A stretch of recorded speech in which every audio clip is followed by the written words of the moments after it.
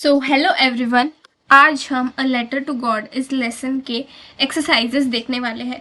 जो भी textual questions है, क्वेश्चन एंड आंसर है, इंपॉर्टेंट क्वेश्चन सब हम देखेंगे। तो देखो, a letter to God by G.L. Fuentes. तो आज हम इसके देखो, सबसे पहले वर्ड मीनिंग्स देख लेते हैं। हार्वेस्ट मतलब क्रॉप या यील्ड। ड्रिजल मतलब light rain.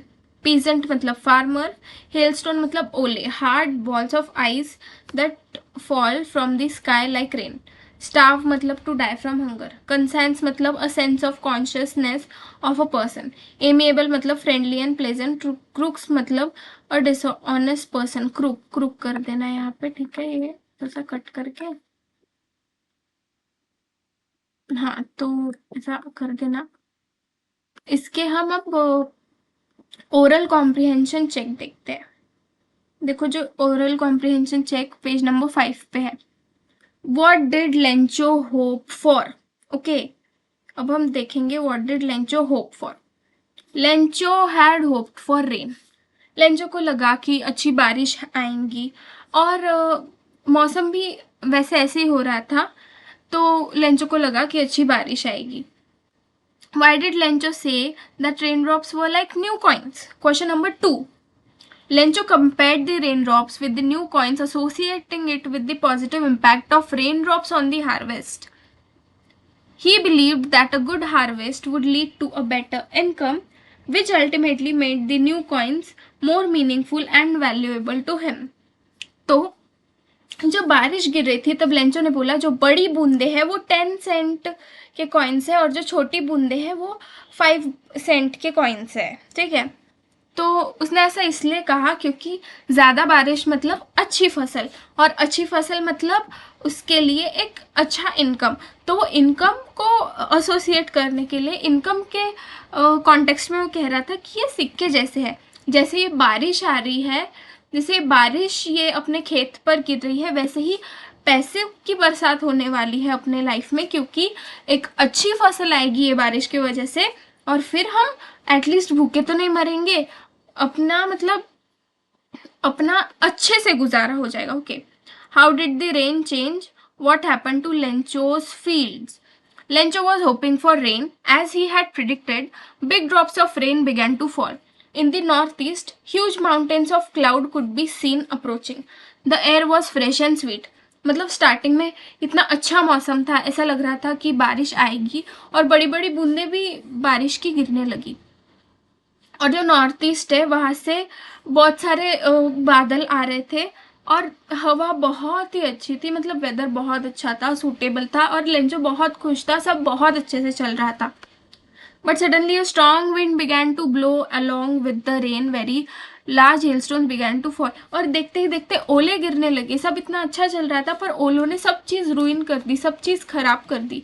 Hailstone destroyed his crops completely. तो हेलस्टोन की वजह से पूरा खेत डिस्ट्रॉय हो गया। और फिर लेंचो बोलता है कि अगर प्लेग ऑफ लोकस्ट, मतलब वो जो इंसेक्ट्स रहते हैं वो भी आते, एक दो पत्ती तो बचती, कुछ तो बचता अपने पास, पर ये जो ओले है उसकी वजह से कुछ नहीं बचा, कुछ नहीं बचा, मतलब कुछ नहीं बचा, एक पत्ता भी नहीं बचा, अपना पूरा फील्ड डिस्ट्रॉय हो गया। तो ये इसका आंसर है। What were Lencho's feelings when the hail stopped? When the hail stopped, his soul was plunged into grief. He thought his family would starve. He could see dark future. हाँ, तो जब बारिश रुक गई, जब ओले गिरना रुक गए, तब वो बहुत सैड था। उसको लगा कि क्या होगा अब आगे, कैसे होगा अब आगे, क्या करेंगे हम तो भूखे मर जाएंगे, आगे मुझे कोई सहारा नहीं दिख रहा, आगे आगे मुझे कोई रास्ता नहीं दिख रहा। सब कुछ चीज़ तबाही हो गई, और सब अच्छा चल रहा था, पर ये बीच में क्या, ये मतलब hail stones destroyed everything. Okay, अब पेज नंबर 6 के ओरल कॉम्प्रिहेंशन चेक। ओके, ये पेज नंबर 6 की, देखो ये पेज नंबर 6 है। अरे रुको,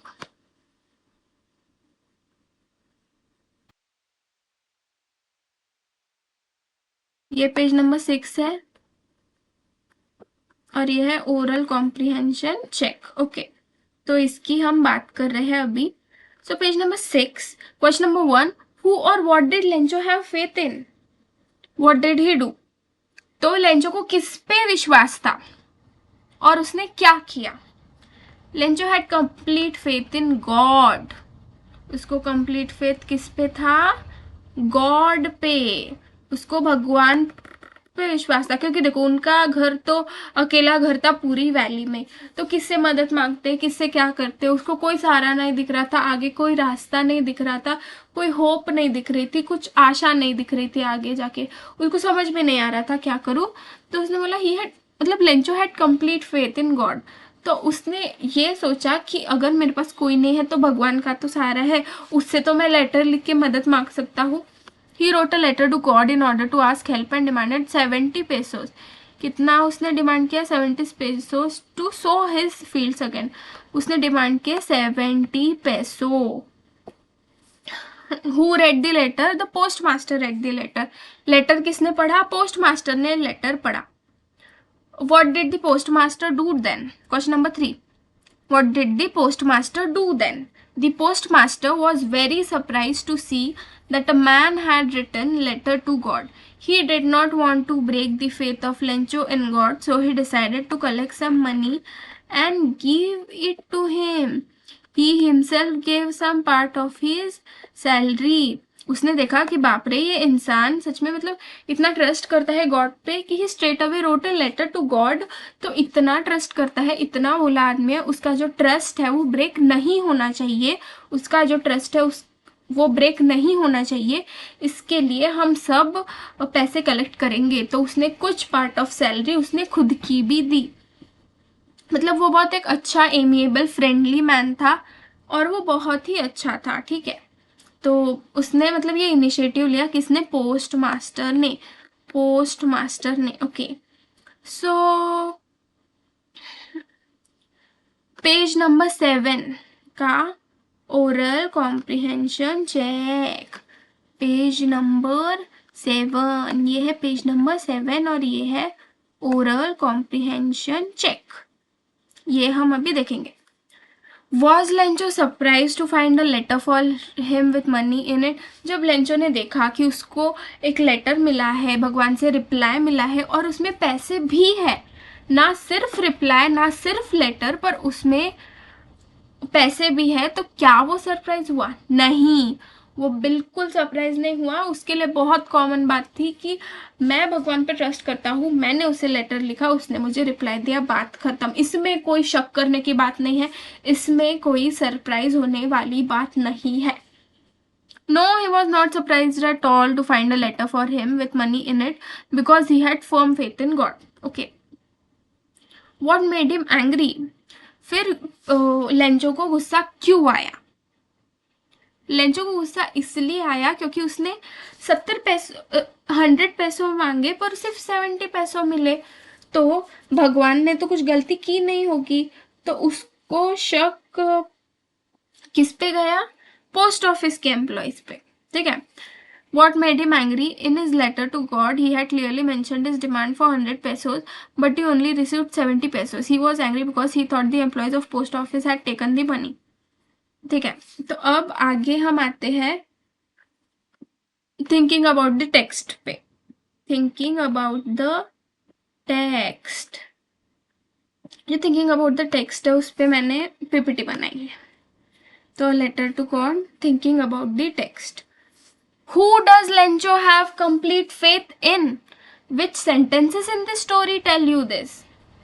लेंचो को किस पे पूरा भरोसा था और अपना जो मतलब अपनी जो स्टोरी है उसमें ऐसे कौन से सेंटेंसेस है जिससे हमें ये चीज पता चलती है? Lencho has complete faith in God. The following sentences in the story tells us this. But in the hearts of all who lived in that solitary house in the middle of the valley, there was a single hope, help from God. Second, all through the night, Lencho thought only of his one hope, the help of God, whose eyes as he had been instructed, see everything. Number 3, God, he wrote, if you don't help me, my family and I will go hungry this year. 4, he wrote, to God on the envelope, put the letter inside, and still troubled went to town. Fifth, God could not have made a mistake, nor could he have denied Lencho what he had requested. तो ये जो sentences है इससे हमें पता चलता है कि वो भगवान पे कितना भरोसा करता है. देखो फर्स्ट सेंटेंस जो है वो पढ़ो और ये चीज समझो कि उसको इतना विश्वास था कि अपने घर के पास कोई और दूसरा घर भी नहीं है, अपना घर यहाँ पे अकेला है, किससे मदद मांगे क्या करे, किससे मदद मांगे क्या करे, एक भगवान ही है जो हमें मदद कर सकते हैं. इट शोज कि वो भगवान पे कितना ट्रस्ट करता था. सेकेंड सेंटेंस पढ़ो कि उसको लगा कि किससे मदद मांगे, गॉड से ही मदद मांग सकते हैं क्योंकि गॉड को तो सब पता है, जो हमें नहीं पता, जो आपको नहीं पता वो भगवान को पता है, जो दिखता है वो भी भगवान को पता है, जो नहीं दिखता वो भी भगवान को पता है, जो इस दुनिया में चल रहा है वो भी भगवान को पता है, और जो एक इंसान के मन के अंदर, दिल के अंदर, दिमाग के अंदर चल रहा है वो भी भगवान को पता है. भगवान को सब दिखता है, भगवान को सब पता है. मतलब उसको इतना फेथ था भगवान पे. गॉड हीरोड if you don't help me. हाँ, कि अगर आप मुझे मदद नहीं करेंगे, मतलब आप ही एक हो जो हमें मदद कर सकते हो, अगर आप मदद नहीं करेंगे तो हम तो भूखे ही मर जाएंगे इस साल. तो और उसने लेटर पे भी क्या लिखा, गॉड. उसने कोई और चीज़ नहीं लिखी, उसने डायरेक्ट लेटर पे लिखा टू गॉड, और फिर एनवेलप बंद किया और फिर शहर में चला गया, टाउन में. और फिर जब उसको लेटर मिला तो उसने देखा अरे मैंने तो 100 पैसों मांगे, या तो सिर्फ 70 पैसों है. तो उसको इतना ट्रस्ट था, भगवान तो गलती नहीं कर सकते, ये पक्का पोस्ट ऑफिस के एम्प्लॉयज का ही काम होगा जो उन्होंने पैसे लिए. तो इसको इतना फर्म बिलीव था भगवान पे. Okay, now question number 2, why does the post master send money to Lencho, why does he sign the letter God. Post master उन्होंने लेटर देखने के बाद एज अ मतलब गॉड की तरफ से, मतलब खुद को मतलब गॉड एड्रेस करते हुए क्यों लेटर लिखा, और फिर उन्होंने उसको क्यों भेजा लेटर वापस. The post master sends money to Lencho as he was surprise to see a man writing a letter to God. He wanted to keep Lencho's faith in God alive. He wanted to keep alive. He collects money from the employees and himself gives some part of his salary to keep his faith alive. मतलब हाँ, उनको लगा कि अरे ये इंसान इतना believe करता है भगवान पे, उसने लिटरली भगवान के लिए लेटर तक लिखा है, तो मैं क्या करता हूँ कि मैं अब लेटर लिखता हूँ, और सिर्फ लेटर नहीं, मैं थोड़े थोड़े पैसे भी कलेक्ट करता हूँ अपने एम्प्लॉयज से, और कुछ पैसे थोड़े से मैं भी उसको दे देता हूँ, ताकि वो मतलब उसका जो फेथ है गॉड में वो डगमगाए ना. उसका मतलब वो ऐसा ना सोचे अरे गॉड ने हेल्प नहीं की, गॉड ने मदद नहीं की, तो नहीं अब तो मैं भगवान को मानना ही छोड़ दूंगा, नहीं अब भगवान मुझे लाइफ में इतनी ज़रूरत थी तभी आपने मदद नहीं किया, तो अब मैं आप पे विश्वास नहीं करूंगा. ऐसा नहीं होना चाहिए, इसलिए पोस्ट मास्टर ने ऐसा किया.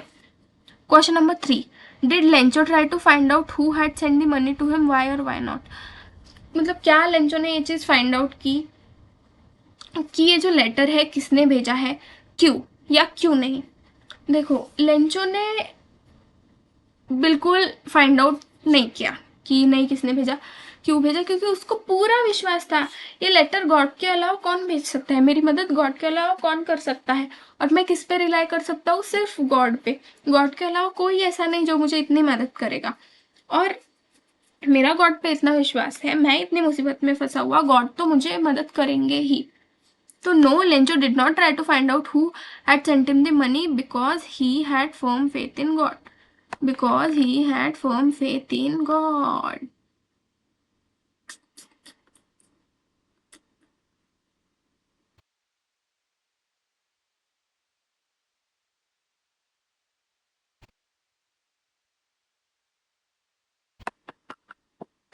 भाई क्या हो गए, मुझे लगा रूलर मतलब उससे लाइन खींचनी है.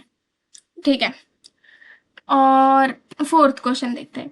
Who does Lencho think has taken the rest of the money? What is the irony in the situation? Remember that irony of a situation is an unexpected aspect of it. An ironic situation is a strange or amusing because it is the opposite of what is expected. Lencho was completely unaware of the fact that the post office employees had helped him. Therefore, he thought that the employees had taken the money. He again wrote a letter to God and demanded to send money through some other way because he thought the post office employees were a bunch of crooks. Okay, so क्या हुआ कि Lencho को क्या लगा कि जो बाकी के पैसे हैं वो किसने लिए, और सिचुएशन में क्या आयरनी है। आयरनी मतलब कोई भी अनएक्सपेक्टेड एस्पेक्ट स्टोरी का, मतलब आयरनी यही है कि लेंचो को पता नहीं था कि पोस्ट ऑफिस के एम्प्लॉयज ने उसे मदद की। उसको पता नहीं था, इसलिए उन पे ही शक कर रहा था कि नहीं इन्होंने ही मेरे पैसे लिए होंगे। और फिर वो गॉड को लेटर लिखता है कि गॉड अब next time when you will send money please दूसरे किसी ज़रिए से भेजिए, क्योंकि पोस्ट ऑफिस से भेजेंगे तो पोस्ट ऑफिस के लोग तो पैसे निकाल ही लेंगे, बड़े ही फ्रॉड लोग हैं, बड़े क्रूक है ये एक नंबर के। तो मतलब यही आयरनी है कि उसको पता नहीं था, जिसने मदद की उसी पे शक कर रहा है वो।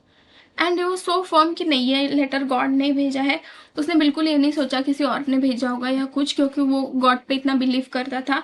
और जब उसको पैसे कम मिले तब ही वो सो डैम श्योर कि नहीं भगवान तो मदद नहीं कर सकते, सॉरी भगवान तो गलत नहीं हो सकते, और भगवान मेरी जो डिमांड है उसको मना भी नहीं कर सकते। 100 पैसों हम इंसानों के लिए बड़ी बात होंगी, पर 100 पैसों भगवान के लिए तो छोटी सी बात है, मुझे क्यों नहीं मदद करेंगे, और मैं फालतू रीज़न के लिए तो मांग नहीं रहा हूँ।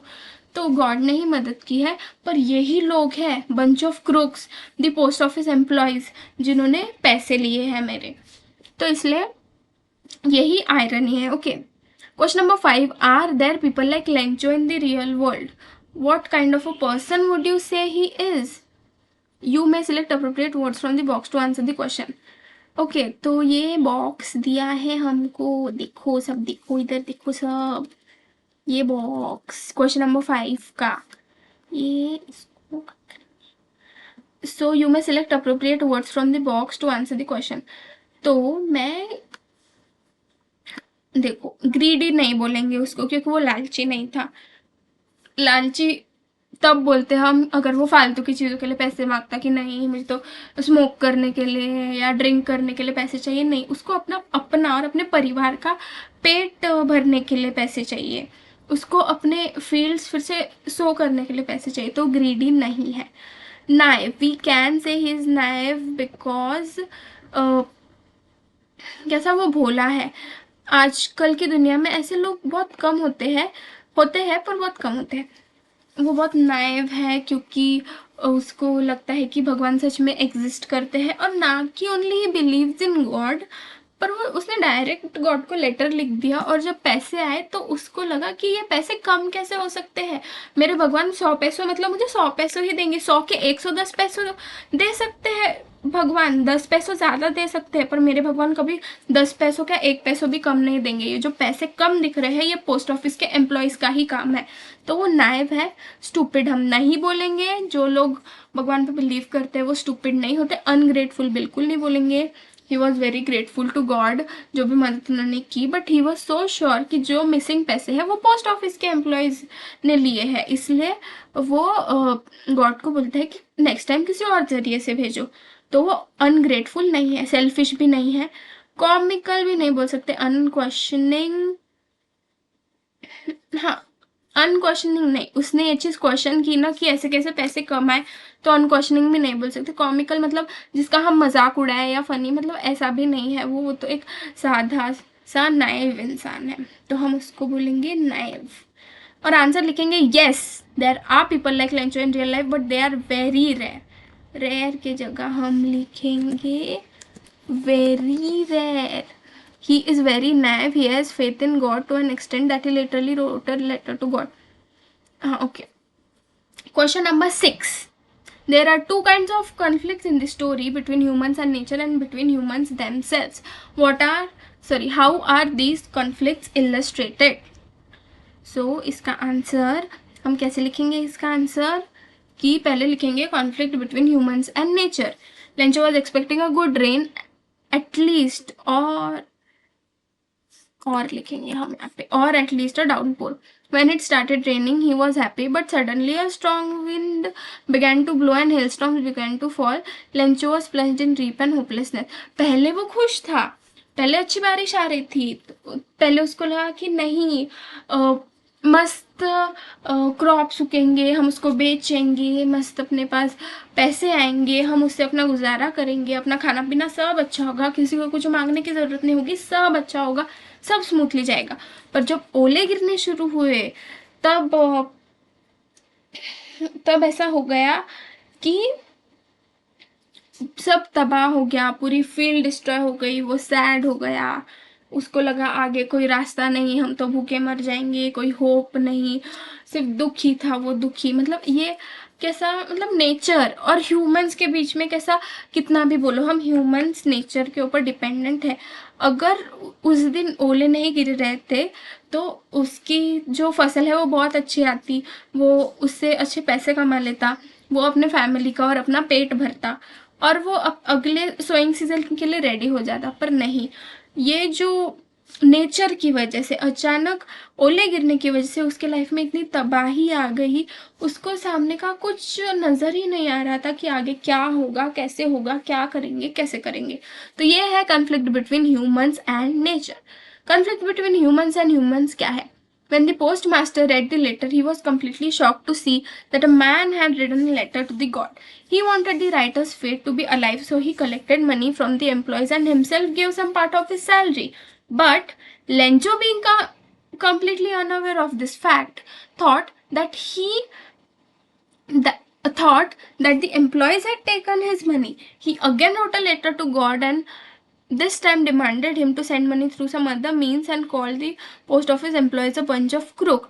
जो आयरनी है वो वही वाला आंसर आएगा ह्यूमंस एंड ह्यूमंस में, कि जो पोस्ट मास्टर है उन्होंने लेटर पढ़ा और फिर वो बहुत शॉक हो गई कि अरे ठीक है, भगवान पे विश्वास रखना अच्छी बात है, हम भी भगवान पे विश्वास रखते हैं, पर इतना विश्वास कि तुम डायरेक्ट गॉड को लेटर लिख रहे हो, ये इंसान कितना भोला है, ये इंसान कितना मालूम है, we should protect this man at any cost. इसलिए उसने बोला कि ठीक है ना, नॉट ओनली कि मैं उसको रिप्लाई करूंगा, पर मैं उसको पैसे भी कलेक्ट करके दूंगा। उसने कुछ पार्ट अपने सैलरी का लिया, अपने एम्प्लॉयज से, कलीग्स से भी बोला कि थोड़े थोड़े पैसे तुम इसमें डालो, क्योंकि ये मासूम सा आदमी, इसके लाइफ में कुछ हुआ होगा, वो गॉड से पैसे मांग रहा है, तो हमें मतलब we don't want his faith to be shaken, मतलब वो थोड़ा सा भी उसका विश्वास डगमगाए या फिर वो भगवान पे डाउट करे, ऐसा ना हो। इसलिए इसलिए हम मनी कलेक्ट करेंगे और उसको देंगे। तो इसलिए उसने लेटर लिखा पोस्ट मास्टर ने, पर तब भी लेंचो को पता नहीं था कि इन्हीं लोगों ने पैसे भेजे। वो तो बहुत ही मतलब चिल था, रिलैक्स था कि नहीं, मेरे भगवान है, उन्होंने मुझे लेटर भेजे हैं, उन्होंने मुझे पैसे भेजे हैं। उसको पता ही नहीं था, तो इसलिए वो इन एम्प्लॉयज़ पे ही शक कर रहा था, हाँ इन्होंने मेरे पैसे लिए होंगे, इन्होंने ही मेरे पैसे के साथ कुछ किया होगा, इन्होंने ही पैसे चोरी किए होंगे। अगली बार भगवान आप पैसे भेजेंगे ना तो किसी अलग मीन्स में पैसे भेजना, आप मुझे ऐसे पोस्ट ऑफिस के ज़रिए मत भेजना, क्योंकि ये लोग ना पैसे ले लेते हैं, this people are a bunch of crooks. Okay, तो ये अपना क्या हो गया, थिंकिंग अबाउट दी टेक्स्ट हो गया अपना। अब थिंकिंग अबाउट लैंग्वेज करते हैं। हाँ, thinking about the language, look at the following sentence from the story. तो देखो, जैसे तूफान आता है, बारिश आती है, ओले गिरते हैं, तो ऐसे बहुत से वर्ड्स हैं जो मतलब ऐसे बहुत से वर्ड्स हैं जो रहते हैं नेचर से रिलेटेड। तो हम वही names, different names in different parts of the world for storms. Storm मतलब तूफान, depending on the nature. Can you match names with the box with the description below. तो देखो, तूफान के भी अलग अलग टाइप होता है। कभी कभी देखो भवंडर आ जाता है, जैसे हम हरिकेन कहते हैं, नहीं, भवंडर को टॉर्नेडो कहते हैं ना। तो ऐसे मतलब अलग अलग वर्ड्स हैं जो आज हम सीखेंगे। A violent tropical storm in which strong winds move in a circle. Okay, यहाँ हम लिखेंगे ये क्या है, एक साइक्लोन, ये है एक साइक्लोन। ओके, अब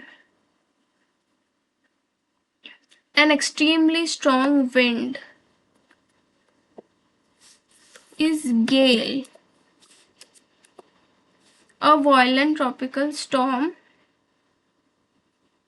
with a very strong wind. Okay तो ये हो जाएगा typhoon.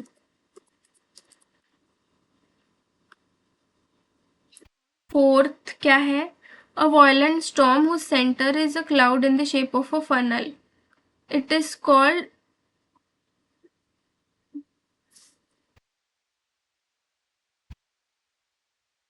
tornado.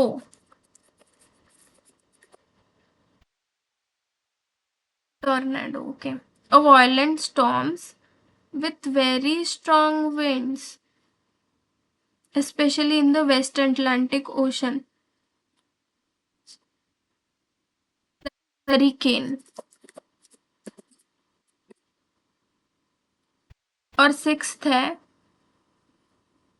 a very strong wind that moves very fast in a spinning movement and causes a lot of damage. It is a whirlwind. WHIRLWIND. ठीक है, तो ये इसके answer हो गए. Cyclone, gale, typhoon, tornado, hurricane and whirlwind. Okay, तो second question. Okay, notice how the word hope is used in these sentences. I hope the hailstorm passes quickly. And B, there was a single help from God. In the first example, hope is a verb which means you wish for something to happen. In the second example, it is a noun meaning a chance for something to happen. ठीक है, तो I hope the hailstorm passes quickly. तो I hope, इसमें जो hope है वो एक verb है. क्या है? एक verb. Because you are hoping कि जो ओले गिरने हैं वो रुक जाए, है कि नहीं? ये होप. और फिर सेकंड सेंटेंस में देयर वाज सिंगल होप. क्या था? सिंगल होप थी. क्या था? Single hope. There was a single hope. तो इसमें होप ये एक नाउन हो गया, क्योंकि एक चीज की बात कर रहे हैं हम कि सिर्फ क्या थी अपने पास? सिर्फ एक ही होप थी, जो थी हेल्प फ्रॉम गॉड. तो क्या थी? होप. तो वो एक सब्जेक्ट हो गया. और आप क्या कर रहे हो? आप होप कर रहे हो फर्स्ट सेंटेंसेस में. तो फर्स्ट सेंटेंस में hope as a verb use हुआ है और सेकंड सेंटेंस में hope as a noun use हुआ है. तो इसी पे बेस हम एक्सरसाइज देखने वाले हैं.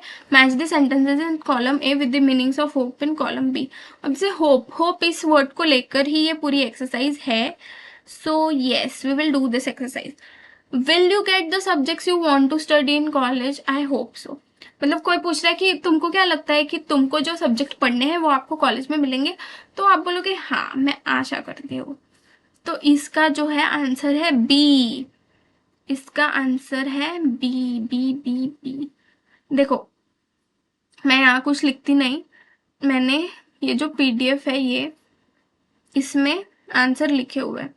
फर्स्ट का आंसर है बी. फर्स्ट का आंसर है बी. इसका मतलब कि thinking that this would happen, और it may not have happened. Okay. और सेकंड का क्या है? I hope you don't mind my saying this. You don't mind me saying this था, but I don't like the way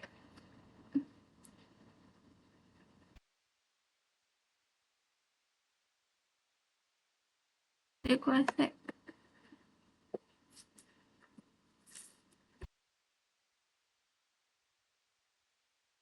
You don't mind me saying that, but I don't like the way you are arguing. Okay, but I don't like the way you are arguing. Second का क्या है? Showing concern that when you say what you say should not offend or disturb the other person. तो ये मतलब ऐसा match, देखो ऐसा match करते तो बहुत ये हो जाता है, क्या बोलते हैं, बहुत चूड़ा हो जाता है उसमें, इसलिए मैं कर नहीं रही हूँ. तो इसका मीनिंग ये है कि मुझे अच्छा नहीं लगता कि तुम जिस वे से बात कर रही हो. तो इसका मतलब ये है कि सामने वाला व्यक्ति चिंता कर रहा है कि नहीं ऐसा मत बोलो, सामने वाले की फीलिंग्स इससे हर्ट हो सकती है. Third, this discovery will give new hope to HIV AIDS sufferers. इसका है ये A. A feeling that something good will probably happen. ठीक है, मतलब कि जो ये डिसीज है उसके लिए नई दवा निकलने वाली है। Fourth, we were hoping against hope that the जजेस would not notice our mistakes, मतलब हमको लगा था कि जज हमारी मिस्टेक नोटिस नहीं करेंगे। इसका जो आंसर है last, wishing for something to happen though it is very unlikely, मतलब कोई चीज का चांस बहुत कम है पर तब भी हम उस चीज पे होप रख रहे हैं कि हाँ काश ऐसा हो जाए। तो ये है इसका एफ। देखो है ABCDEF, ऐसा लेबल कर देना क्योंकि ये 1 to 6 तो लेबल है ही, और फिर ऐसे आपको ये PDF का समझ में आ जाएगा क्योंकि मैंने ऐसे आंसर लिखे हैं 1B2E3A4F, ऐसे आंसर लिखे हैं मैंने। 5 का D है, चलो अब देखते हैं 5 क्या है। I called early in the hope of speaking to her before she went to school, मैंने उसको जल्दी कॉल इसलिए किया ताकि मैं उससे बात कर सकूं क्योंकि पता है मुझे कि वो बाद में स्कूल में जाती है। लेट कॉल करती तो वो स्कूल चली गई होगी, पर वही तो फिफ्थ पर मैंने जल्दी कॉल इसलिए किया ताकि मैं उससे बात कर सकूं। फिफ्थ का है D 1 2 3 4, wanting something to happen and thinking it is quite possible, मतलब पॉसिबल ही तो है ना। अगर आपकी 8 बजे स्कूल है पर मैं आपको अगर 7:30 बजे या 7:30 भी छोड़ो, अगर मैं आपको 6:30 6 बजे कॉल करूंगी तो मुझे तो लगेगा ना कि आप घर पे रहोगे, है ना। Sixth, just when everybody had given up hope, the fisherman came back 7 days after the cyclone. सबको लगा कि वो साइक्लोन में फंस गया होगा, उसको कुछ हो गया होगा, पर नहीं, किसी को मतलब किसी को होप नहीं थी, पर नहीं, वो वापस आ गया। ठीक है, वो he came home safely. Okay, 7 days after the, इसका सिक्स्थ का क्या है C, stopped believing that this good thing would happen, मतलब सबने सबने सोचना ही रोक दिया था कि नहीं वो आएगा नहीं, इतना 7 दिन हो गए अभी तक वो आया नहीं, उसको कुछ हो गया होगा, छोड़ो उसकी आशा मत करो, पर नहीं, 7 दिन बाद भी वो सेफली घर पे पहुंचा। ओके, अब बात करते हैं रिलेटिव क्लॉजेस की। What are relative clauses? Look at the sentences all morning Lencho who knew his fields intimately looked at the sky. देखो इतना बड़ा मैं पढ़ती नहीं, ये सब आप पढ़ लेना, पर मैं आपको रिलेटिव क्लॉजेस का मीनिंग बताती हूँ। रिलेटिव क्लॉज मतलब जिसमें एक रिलेटिव प्रोनाउन होता है। देखो यार, रिलेटिव प्रोनाउन लिखा है। What is a relative pronoun? Relative pronoun है whom, whose, which, what वगैरह, whose वगैरह। तो ऐसे जो भी शब्द है उसको हम रिलेटिव प्रोनाउन कहते हैं। मतलब ऐसे शब्द, मतलब हम किसके बारे में बात कर रहे हैं पर हमको पता नहीं कि हम किसके बारे में बात कर रहे हैं एग्जैक्टली। जैसे हम बोलेंगे कि the person who scores the highest marks in the class will be made class monitor. Okay, तो वही, जो बच्चा या जो बच्ची क्लास में सबसे ज़्यादा मार्क्स लाएगी उसको हम क्लास मॉनिटर बनाएंगे। तो हमको पता नहीं है हम किसकी बात कर रहे हैं।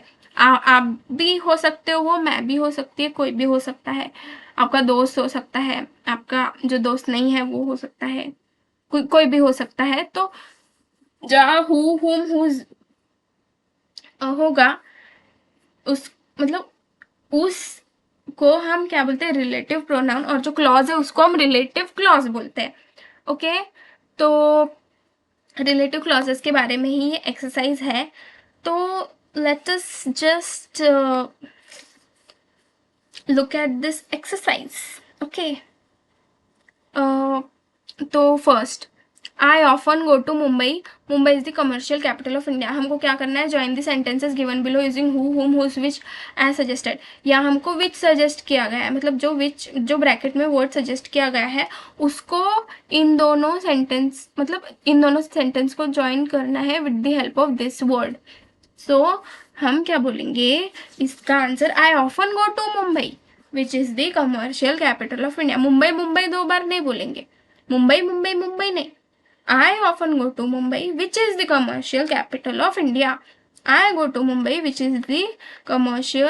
I often go to Mumbai, which is the commercial capital of India. Second cheese, okay. Second sentence, my mother is going to host TV show on cooking. She cooks very well. So, my mother who cooks very well. My mother who cooks very well is going to host a TV show on cooking. Okay, तो बात ऐसी है कि जो मेरी mummy है जो बहुत अच्छा खाना बनाती है, वो एक टीवी शो होस्ट करने वाली है जो कि कुकिंग के बारे में होने वाला है। तो देखो ये जो हु, होम, हुज, विच जो भी ये शब्द है वो हम किस पार्ट ऑफ सेंटेंस में लगाते हैं, जो एक जनरल फैक्ट है। See, Mumbai is a commercial capital of India, ये फैक्ट है कि नहीं, है ना। तो देखो Mumbai is the commercial capital of India, ये एक फैक्ट है। My mother she cooks very well, ये एक फैक्ट है। The performance has been excellent, ये एक फैक्ट, मतलब मैं ऐसा नहीं बोल रही हूँ कि बाकी का फैक्ट नहीं है, पर जो एक रोज की चीज़ है, जैसे यहाँ मदर की बात हो रही, तो मेरी जो मदर है वो बहुत अच्छा खाना बनाती है, ये रोज की बात है। पर वो टीवी शो तो रोज होस्ट नहीं करती ना, वो टीवी शो सिर्फ नहीं, मतलब कल या फ्यूचर में एक दिन करने वाली है ना। I often go to Mumbai, मैं रोज तो नहीं जाता, मैं कभी कभी मुंबई जाता हूँ जो कि कमर्शियल कैपिटल ऑफ इंडिया। ऐसा है क्या कि आज इंडिया की कमर्शियल कैपिटल मुंबई है, फिर कल इंडिया की कमर्शियल कैपिटल सूरत है, फिर परसों इंडिया की कमर्शियल कैपिटल नागपुर है, फिर नरसों इंडिया की कमर्शियल कैपिटल अमृतसर है? नहीं, रोज ये मुंबई है कमर्शियल कैपिटल। तो जो रोज की चीजें हैं, जो चीजें रोज होती है उसके लिए, या जो जनरल फैक्ट है उसको हम हुज लगाएंगे। और जो चीज़ सिर्फ एक ही दिन हो रही है या जो चीज़ कुछ ही हो रही है वहाँ हम हुज नहीं लगाएंगे, ठीक है। सो थर्ड देखेंगे, the sports person are going to meet the president. तो एक ही बार मिलेंगे, रोज रोज तो नहीं मिलने वाले कि नहीं रोज चलो प्रेसिडेंट से मिलने, रोज चलो आज उनके साथ चाय पियेंगे, कल उनके साथ कॉफी पियेंगे, परसों उनके साथ खाना खाएंगे, नहीं, ऐसा नहीं होने वाला। एक दिन वो जाएंगे प्रेसिडेंट से मिलेंगे, वो एक दिन की बात है, तो यहाँ हुज नहीं लगाएंगे। तो पर हम बात किसी कर रहे हैं स्पोर्ट पर्सन की। स्पोर्ट्स पर्सन क्या है, एक नाउन है। तो सेंटेंस में सबसे पहले एक नाउन आता है, तो हम क्या लिखेंगे, the sports person whose performance has been excellent are going to meet the president. समझे, the sports person whose performance has been excellent are going to meet the president.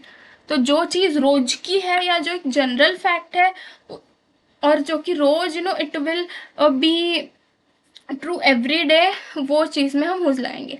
लेंजो prayed to God his eyes seen to our minds.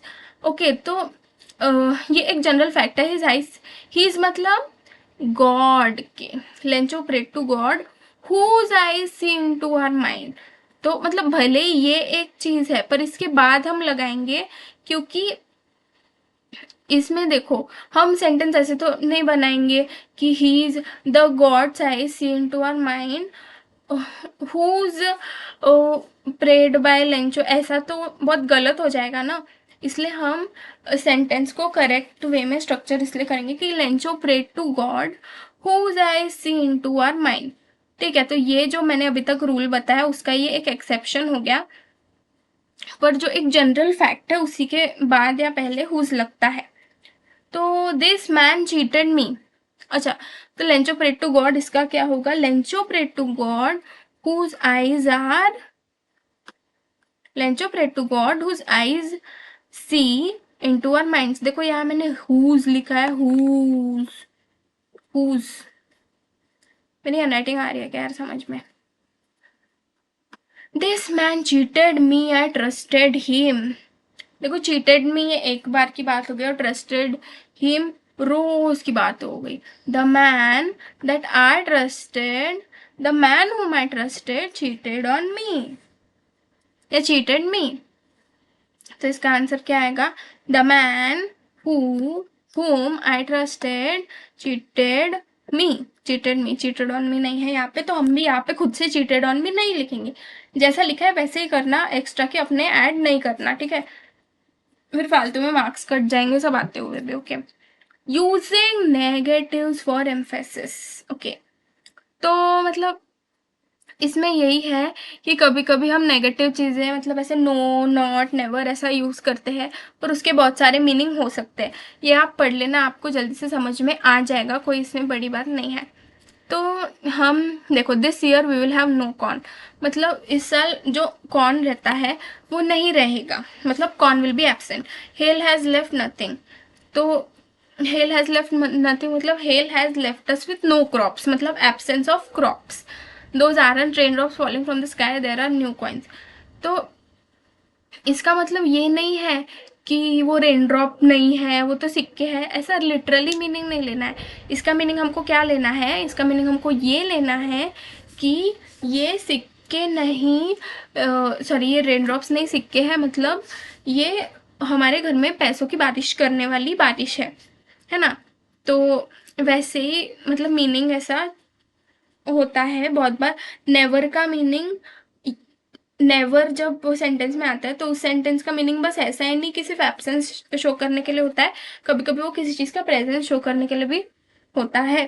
तो जैसे find sentences in the story with negative words which express the following ideas emphatically. Okay, the trees lost all their leaves. Okay, the trees lost all their leaves. तो इसका answer क्या है, not a leaf remained on the tree, not a leaf. देखो यहाँ, not a leaf, देखो not a leaf remained on the tree दिख रहा है। हाईलाइट करूँ क्या इसको, कौन से कलर का है, तो हाईलाइट करना था मुझे।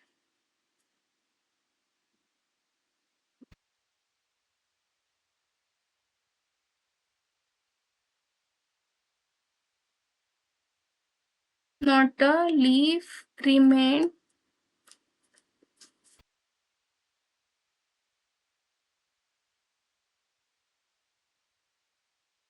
ठीक है, तो इसको हम हाईलाइट करेंगे, वो द को भी हाईलाइट हो गया, ठीक है। Not a leaf remain on the trees, okay. और अब इसी में हम देखेंगे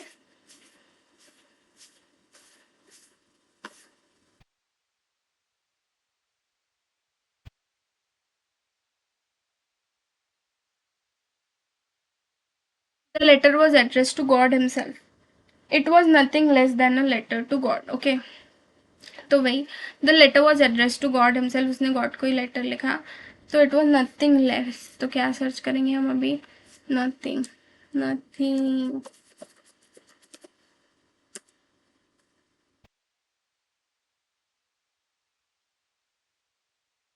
देखो it was nothing less than a letter to God, इसको हम फिर से हाईलाइट करेंगे।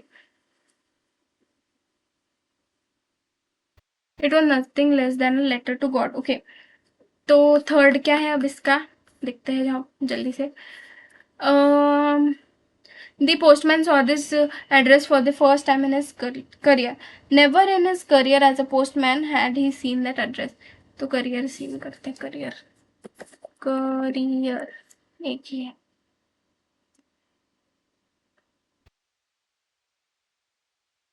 Never in his career, इसको हम करेंगे highlight. Never in his career as a postman had he known that address. हाँ, तो ये हो गया अपना दी नेगेटिव। तो अब बताओ ये जो लेसन है उससे हमें क्या सीखने को मिला, ये आप लोग मुझे कमेंट में बताओगे, ठीक है। और ये भी बताओगे कि क्या आप भगवान पे बिलीव करते हो, क्या आप भगवान पे बिलीव करते हो, और करते हो तो क्यों करते हो, और अगर नहीं करते हो तो क्यों नहीं करते, आपका क्या पॉइंट ऑफ व्यू है भगवान को लेकर। ओके, सो ये चीज आप मुझे इसमें बताओगे, ठीक है। अब हम आगे का टॉपिक करते हैं जो है metaphor. A word metaphor comes from a Greek word meaning transfer. Metaphor compare two things or ideas. A quality or feature of one thing is transferred to another thing. Some common metaphors are leg of the table. Leg supports our body, so the object that supports table is described as a leg. Heart of the city. Heart is an important organ in the center of our body, so this word is used to describe the central area of a city. देखो metaphor मतलब compare करना, पर देखो जैसे हम बोलते हैं as soft as cotton, as light as feather, तो ये सिमिली हो गया क्योंकि यहाँ हम एज ये शब्दों का यूज कर रहे हैं इसलिए। पर मेटाफर भी कंपैरिजन होता है, पर वो इनडायरेक्ट कंपैरिजन होता है, उसे हम एज नहीं यूज करते। ओके, सो मेटाफर मतलब जैसे लेग ऑफ टेबल, लेग मतलब सपोर्ट, ठीक है, और हार्ट मतलब कोई चीज बीच में रहती है तो उसको हम बोलते हैं हार्ट। मेटाफर मतलब चांद सा रोशन चेहरा, मतलब तुम्हारा जो चेहरा है वो चांद सा रोशन है वैसा। तो ये एक एग्जांपल हो गया। तो ये हमको एक्सरसाइज करनी है। In pairs find metaphors from the story to complete the table below. Try to say what qualities are being compared, one has been done for you. Cloud, huge mountains of cloud, the mass और hugeness of mountain.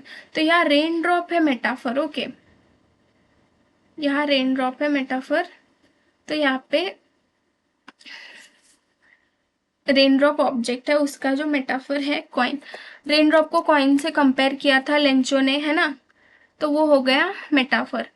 अब बोलेंगे quality, तो इसमें हम बोलेंगे income that Lencho will get from the crops. Okay, enter कर देते हैं। हेल स्टोन, जो हेल स्टोन है उसको किस चीज से कंपेयर किया? फ्रोजन पर्ल्स से, मतलब मोती ही, पर जस्ट बिकॉज उसमें आइस है तो हमने उसको फ्रोजन पर्ल बोल दिया। और इसको हम बोलेंगे ब्राइटनेस ऑफ पर्ल, मतलब कौन सी क्वालिटी है? ब्राइटनेस ऑफ पर्ल्स, जो मोती है उसके जैसे वो चमक रहा है। लोकस्ट, लोकस्ट को क्या बोला है? अ प्लेग ऑफ लोकस्ट। जैसे प्लेग में क्या पहले बहुत बीमारी फैली थी, तो वैसे ही अ प्लेग ऑफ लोकस्ट की बात यहाँ पे की जा रही है। और इसकी जो क्वालिटी है वो है किससे हम ये कर रहे हैं? Destruction caused by plague, plague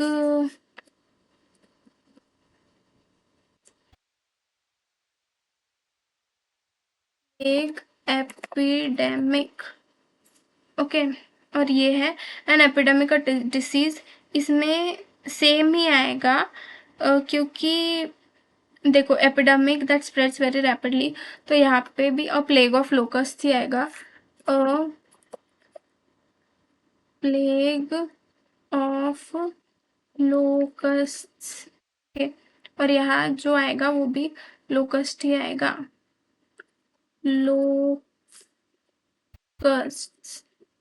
पता नहीं रिपीट कैसे दे दिया इन लोगों ने, ठीक है, कोई बात नहीं। Act an ox of a man, किसको बोला है ऑक्स ऑफ अ मैन? किसको बोला है ऑक्स ऑफ अ मैन? वो था Lencho. Ox of a man का मीनिंग होता है ऐसा कोई पर्सन जो कि बहुत काम करे। जैसे ऑक्स कैसा मेहनती होता है, इन द सिमिलर वे ये भी बहुत मेहनती था लेंचो, इसलिए इसको ऑक्स ऑफ अ मैन बोला है। तो इसको हम बोलेंगे hard working nature, hard working nature. क्या लिख दिया मैंने नेचर की spelling? Hard working nature. Okay, तो यहाँ पे अपना कंप्लीट होता है। स्पीकिंग उतना कुछ इम्पोर्टेंट नहीं है from the exam point of view, कुछ इंपॉर्टेंट रहेगा एग्जाम पॉइंट ऑफ व्यू से, सो वीडियोस लाते रहूंगी। ओके, तो स्पीकिंग, स्पीकिंग और लिसनिंग, राइटिंग वगैरह ये आपका होमवर्क है, करना है तो करो, नहीं तो कोई बात नहीं, पर यहाँ तक तो अच्छे से करो, ठीक है। कुछ डाउट रहे so please ask me in the comments, कुछ रहा तो मुझे पूछते जाओ, ठीक है। नेक्स्ट चैप्टर नेल्सन मंडेला पे भी जल्दी ही वीडियो आ जाएगी, so stay tune and stay happy. चलो मिलते हैं अगले वीडियो में।